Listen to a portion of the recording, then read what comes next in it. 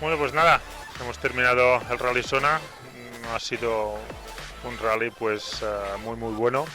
pero bueno, contentos al final. El Mini se conduce muy bien, es un supercoche. Lo que pasa que bueno, hemos tenido pequeños problemas de juventud y hemos ido pues un poco todo el día buscando la solución a problemas de frenos, que se nos bloqueaba la parte trasera, pero bueno, en todo caso al final hemos encontrado el problema. Los dos últimos tramos hemos ido bastante bien y nada, muy positivo. En general creo que ha sido un super test para el coche, cada día el Mini va mejor,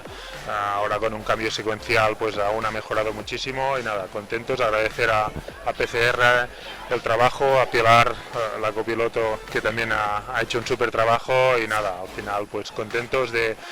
haber terminado, a felicitar a Chevy Pons que ha ganado, creo que ha corrido muy bien, también a los que han hecho segundo y tercero al podio, creo que ha sido un gran Rally Osona, hacía años desde el 2001 que no hacía asfalto y nada, ha sido una muy buena experiencia y ahora nada, esperar en 2 semanas la Baja Aragón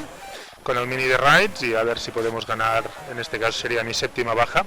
y vamos a intentarlo, o sea que espero veros y que me sigáis en la próxima Baja Aragón. Chao.